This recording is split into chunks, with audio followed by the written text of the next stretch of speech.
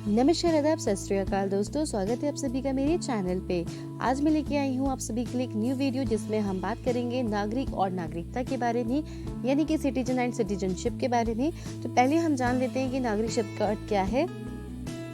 नागरिक शब्द का अर्थ जो प्रयोग होता है राजनीति के क्षेत्र में उस व्यक्ति के लिए किया जाता है जो किसी देश या राष्ट्र में रहता हो और उसे वहाँ के सामाजिक तथा राजनीतिक सभी प्रकार के अधिकार प्राप्त हो।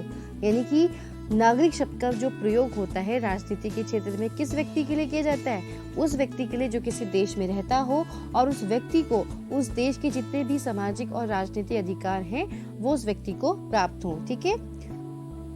फिर आधुनिक काल में नागरिक उस व्यक्ति को कहा जाता है जिसे राज्य की ओर से राजनीति एवं सामाजिक अधिकार प्राप्त होते हैं, चाहे वह नगर में रहता हो अथवा गांव में, धनी हो अथवा निर्धन, स्त्री हो अथवा पुरुष, यानी कि बिना किसी भेदभाव के आप अगर व्यक्ति को उस देश के जो भी राजनीति और सामाजिक अधिकार प्राप्त हैं तो उसे हम उस देश का नागरिक कहते हैं। आगे हम बात करते हैं अरस्तू के अनुसार। तो जो अरस्तू जो है उन्होंने नागरिक की अपनी परिभाषा दी है कि एक नागरिक वह है जिसने राज्य के शासन में भाग लिया हो और राज्य द्वारा प्रदान किए गए सम्मान का वह उपभोग कर सके। तो ये जो परिभाषा है वो अरस्तू के अनुसार दी गई है। प्रोफेसर सिले के अनुसार क्या है कि नागरिक उस व्यक्ति को कहते हैं जो राज्य के प्रति भक्ति रखता हो, जिसे सामाजिक और राजनीतिक अधिकार प्राप्त हो और जो जन सेवा की भावना से प्रेरित होता हो। ठीक है। तो ये जो दोनों परिभाषाएं हैं ये अरस्तू और प्रोफेसर सिले के अनुसार दी गई है नागरिक की परिभाषा। फिर हम बात करेंगे नागरिकता के बारे में, यानी कि सिटीजनशिप के बारे में।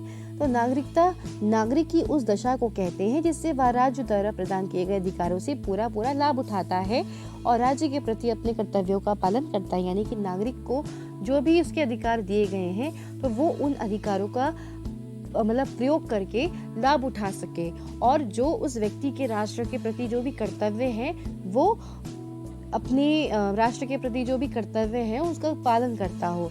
नागरिकता का जो अर्थ है वो पहले केवल क्या समझा जाता था कि अधिकार मिलके तो आपको ये आपकी नागरिकता है। ठीक है। नागरिकों को जो अधिकार प्राप्त हो जाते थे उन्हीं को मिलाकर नागरिकता कहते थे, परंतु अब नागरिकता का उद्देश्य क्या है?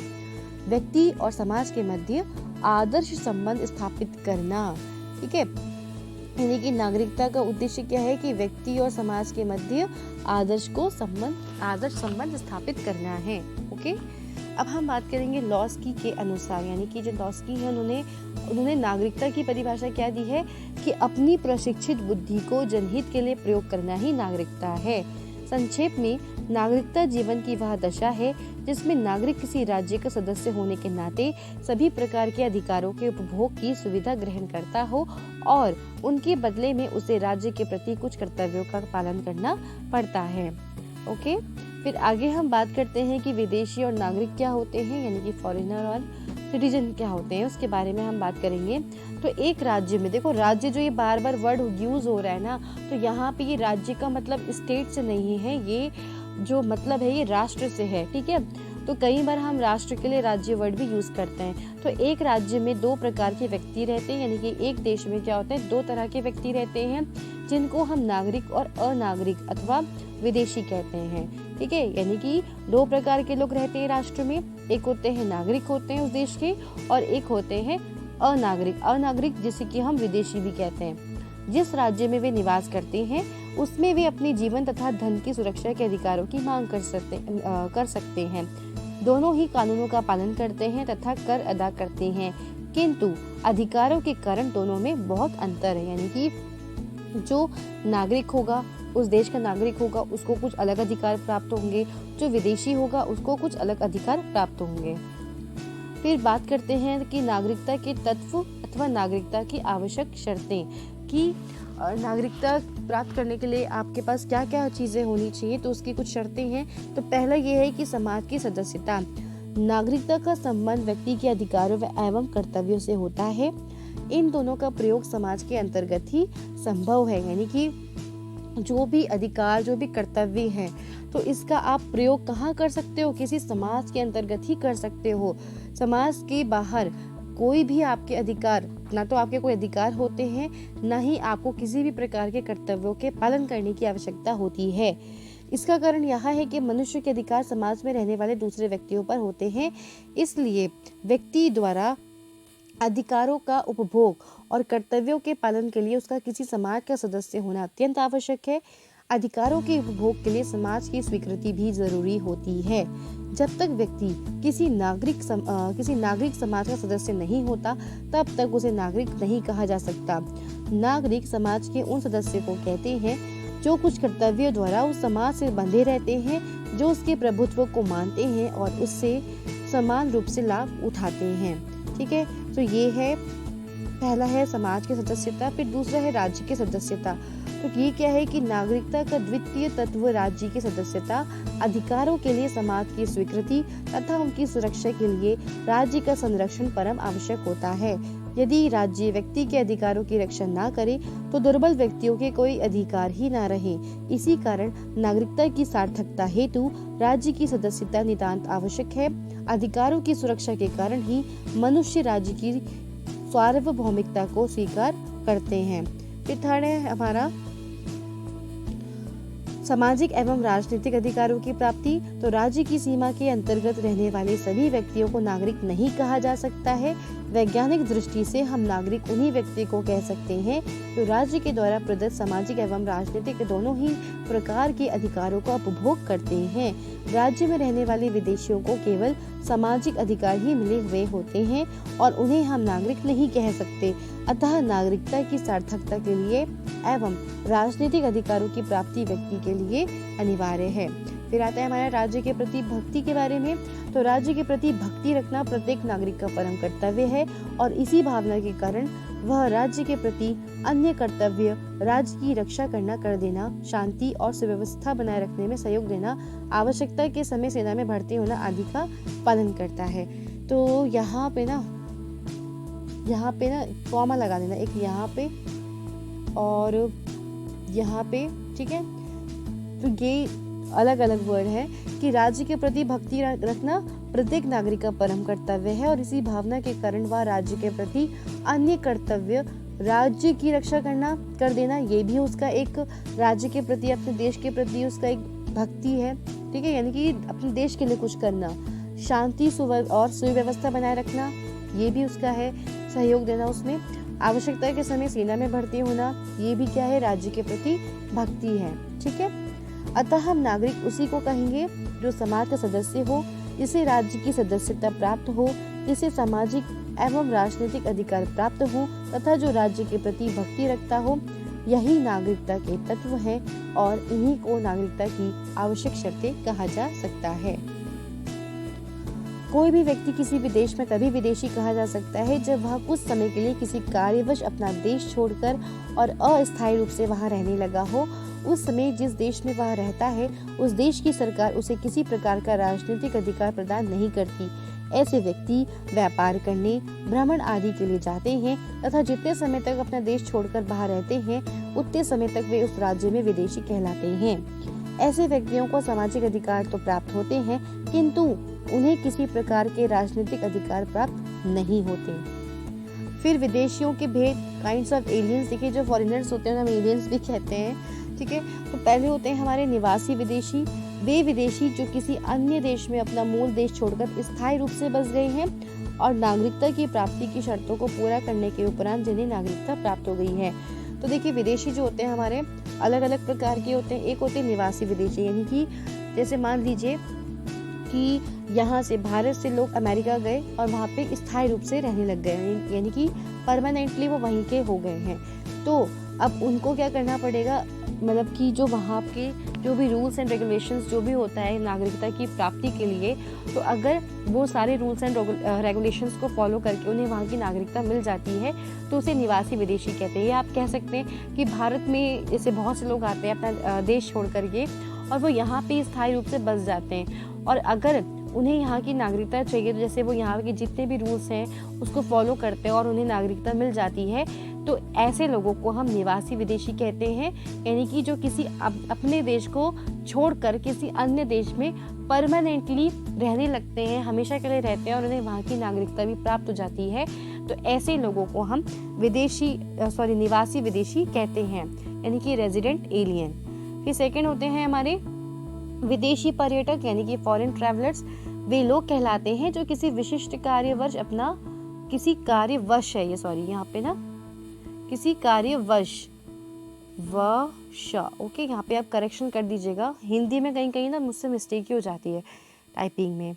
सो यहाँ पे कार्यवश है, तो वे लोग कहलाते हैं जो किसी विशिष्ट कार्यवश अपना देश छोड़कर कुछ समय के लिए अन्य देशों में रहते हैं। ऐसे विदेशियों का उद्देश्य शिक्षा प्राप्ति, यात्रा अथवा व्यापार होता है और अपने उद्देश्य की प्राप्ति के बाद वे अपने देश को चले जाते हैं। यानी कि विदेशी पर्यटक किसे कहते हैं, जो कुछ समय के लिए अपनी, जैसे बहुत लोग होते हैं पढ़ाई के लिए बाहर जाते हैं, कुछ लोग होते हैं कुछ समय के लिए बिजनेस करने के लिए जैसे जाते हैं बाहर। जैसे आपने देखा है कि इंडिया से बहुत सारे लोग जैसे दुबई ना बहुत जाते हैं पैसा कमाने के लिए, तो कुछ समय के लिए जाते हैं, वो पैसा कमाते फिर वो वापस अपने देश में आ जाते हैं। कुछ लोग घूमने जाते हैं कुछ समय के लिए, तो ऐसे जो लोग होते हैं उन्हें हम विदेशी पर्यटक कहते हैं।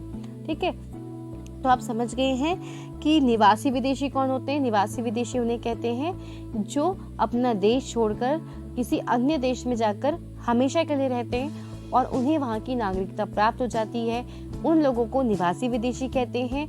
और विदेशी पर्यटक उन लोगों को कहते हैं जो कुछ समय के लिए किसी अन्य देश में जाकर रहते हैं और फिर वापस पुनः अपने देश की ओर चले जाते हैं। जैसे लोग पढ़ाई के उससे आते हैं, जॉब के उससे आते हैं, व्यापार करने के उससे आते हैं कुछ समय के लिए, है ना, और फिर क्या करते हैं, फिर अपने देश वापस चले जाते हैं। तो ऐसे लोगों को हम विदेशी पर्यटक कहते हैं, यानी कि फॉरेन ट्रैवलर्स कहते हैं। फिर राजदूत की बात, राजदूत किन्हें कहते हैं, एम्बेसडर्स। तो इस श्रेणी के विदेशियों में अन्य देशों के राजदूत तथा उनके दूतावास के कर्मचारी सम्मिलित होते हैं। उनका अधिकार उपयुक्त दोनों प्रकार के विदेशियों से भिन्न होता है। इन पर अपने देश के नियम ही लागू होते हैं। इन्हें अधिक अधिकार प्राप्त होते हैं। पत्र व्यवहार तथा यातायात की विशेष सुविधाएं इनको प्राप्त होती है। तो ये राजदूत होते हैं जो मेनली सरकार के होते हैं, है ना। फिर आगे हम बात करेंगे विदेशी नागरिक के भेद, यानी कि काइंड्स ऑफ फॉरेनर सिटीजन।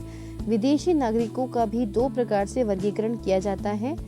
एक होते हैं विदेशी मित्र और एक होते हैं हमारे विदेशी शत्रु। तो विदेशी मित्र किसे कहते हैं, एलियन फ्रेंड्स।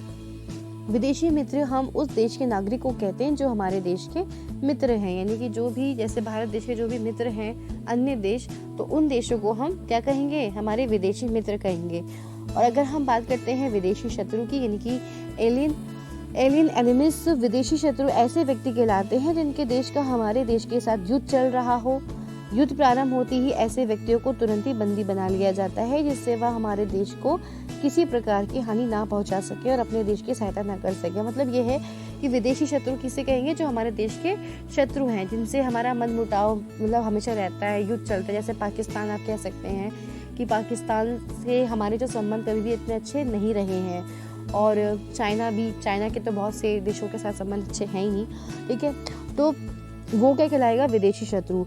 और क्या कहा गया है कि जैसे युद्ध शुरू होने लगता है और वहाँ के जो नागरिक जो शत्रु देश हैं, शत्रु विदेशी जो हमारे होते हैं, अगर उनके नागरिक जैसे हमारे देश में रहते हैं और हमारे देश का युद्ध उनसे चल रहा है, तो क्या किया जाता है कि युद्ध प्रारंभ होते ही ऐसे व्यक्तियों को तुरंत ही बंदी बना लिया जाता है वहाँ विदेशी शत्रु के नागरिकों को, और जिससे वह हमारे देश को किसी भी प्रकार की हानि ना पहुंचा सके और अपने देश की सहायता ना कर सके।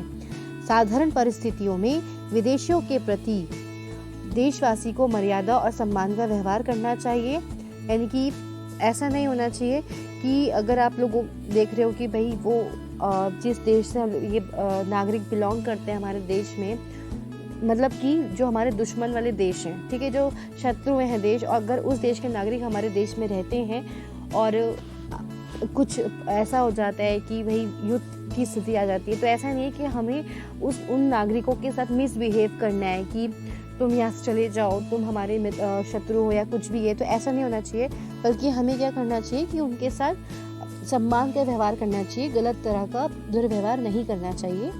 युद्ध काल में शत्रु देश के नागरिकों को बंदी बना लिया जाता है, किंतु उनके साथ अच्छा व्यवहार किया जाता है। ऐसा नहीं है कि उनको गलत तरीके से प्रताड़ना करना, उनके साथ गलत व्यवहार करना, ऐसा नहीं होता है। वो सिर्फ सेफ्टी के पर्पस से उनको अलग कर दिया जाता है भाई, कि कहीं वो हमारे देश को नुकसान ना पहुंचाए। ओके, फिर आगे हम बात करेंगे कि नागरिक और विदेशी में अंतर क्या होता है, यानी कि difference between citizen and alien, इनके बीच में क्या अंतर होता है। तो नागरिक जो होता है वो राज्य का नागरिक जो होता है वो राज्य का स्थायी सदस्य होता है जी, किंतु एक विदेशी राज्य का स्थायी अथवा अस्थायी अथवा अल्पकालिक सदस्य होता है।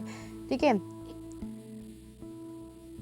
एक विदेशी राज्य के आज्ञा प्राप्त करने के उपरांत ही उस देश की सीमा में प्रविष्ट होता है। आई रिपीट, कि नागरिक राज्य का स्थायी सदस्य होता है किंतु एक विदेशी राज्य का अस्थायी, यहाँ पे ना आएगा अस्थायी, इसके आगे आप लगा देना। वैसे मैं करेक्शन कर दूंगी, कुछ वर्ड्स जो हैं गलत हो गए हैं। ठीक है, तो वो मैं करेक्शन कर दूंगी जब मैं आपका PDF शेयर करूंगी टेलीग्राम पे। फिलहाल अभी आप समझ लीजिए कि किंतु एक विदेशी राज्य का क्या होता है, अस्थायी अथवा अल्पकालिक सदस्य होता है। एक विदेशी राज्य के आज्ञा प्राप्त करने के उपरांत उस देश की सीमा में प्रविष्ट होता है। ऐसा नहीं होता कि जिसका मन किया कहीं पे भी चले गए, पहले क्या करना पड़ता है, आपको एक परमिशन लेटर लेना पड़ता है उस देश में प्रवेश करने के लिए।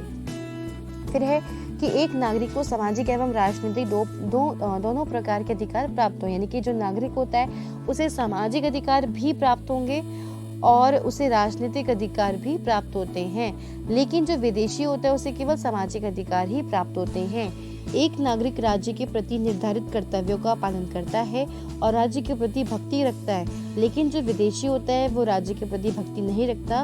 वह कुछ कर अवश्य देता है, कर मतलब टैक्स जरूर देता है, और उस राज्य के कानूनों का भी उसे पालन करना पड़ता है, किंतु उसकी भक्ति जो होती है वो उसे उसकी जो अपने देश के प्रति ही होती है भक्ति। ठीक है, अब भक्ति वर्ड का मतलब मैंने आपको बता चुकी हूँ कि भक्ति मतलब क्या होता है कि अपने देश के प्रति एक अच्छी भावना, अपने देश के लिए कुछ कर गुजरना, है ना।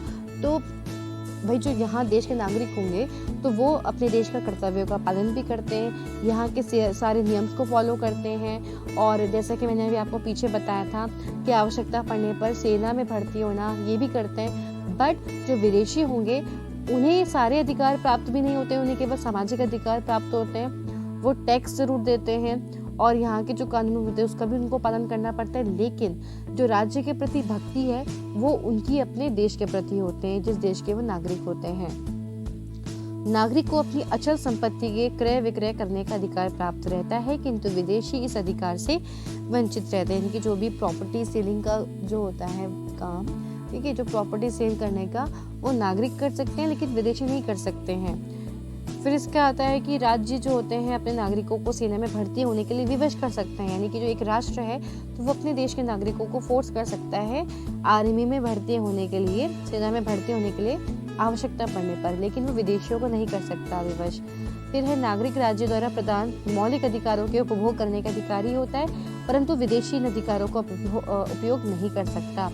विदेशी अपने देश से बाहर जाने पर अपनी रक्षा की आशा नहीं कर सकता, परंतु नागरिक की रक्षा का उसमें भी ध्यान रखा जाता है जब वह देश से बाहर जाता है। विदेशी आवेदन पत्र द्वारा किसी राज्य की नागरिकता तो ग्रहण कर सकता है, परंतु उसे वे सब अधिकार प्राप्त नहीं होते जो नागरिक को प्राप्त होते हैं। जैसे अमेरिका में राष्ट्रपति पद के निर्वाचन के लिए विदेशी व्यक्ति जिसने आवेदन पत्र देकर वहां की नागरिकता प्राप्त कर लिए खड़ा नहीं हो सकता है। ठीक है, तो ये जो था हमारा वीडियो, आई होप आप लोगों के लिए कहीं ना कहीं थोड़ा बहुत तो हेल्पफुल होगा ही। तो ये छोटा सा नोट्स था जो मैंने एक बुक से बनाया है। तो इस वीडियो में हमने क्या क्या स्टडी किया, तो इस वीडियो में हमने बात करी नागरिकता विदेशों में अंतर के बारे में, विदेशी नागरिकों के भेद के बारे में, विदेशों के भेद के बारे में कि कौन कौन किस प्रकार के विदेशी होते हैं। फिर हमने बात करी राज्य के प्रति भक्ति, सामाजिक राजनीतिक अधिकारों की जो प्राप्ति होती है, राज्य के सदस्यता के बारे में हमने, यानी कि नागरिकता के तत्व अथवा नागरिकता की जो आवश्यक शर्तें उसके बारे में हमने पढ़ा, विदेशी और नागरिक क्या होते हैं उसके बारे में पढ़ा, नागरिकता के बारे में हमने पढ़ा, नागरिक शब्द का अर्थ क्या है उसके बारे में पढ़ा। सो ये था आपका छोटा सा वीडियो नागरिक और नागरिकता के बारे में। इससे रिलेटेड जो भी मुझे कंटेंट मिलता है मैं इस पर अपना PPT बनाऊंगी और मैं आप लोगों के साथ शेयर कर दूंगी। लेकिन आप लोगों से रिक्वेस्ट है कि प्लीज़ अगर आप लोगों को चैनल अच्छा लगे तो लाइक करना ना भूलें और इसे सब्सक्राइब कर लीजिए और ज़्यादा से ज़्यादा अपने फ्रेंड्स को शेयर कर दीजिएगा चैनल को। और इसी तरह से मैं आप लोगों के लिए न्यू वीडियोस लाती रहूँगी। तो चलिए आज के लिए इतना ही, मिलते हैं नेक्स्ट वीडियो में, तब तक के लिए धन्यवाद।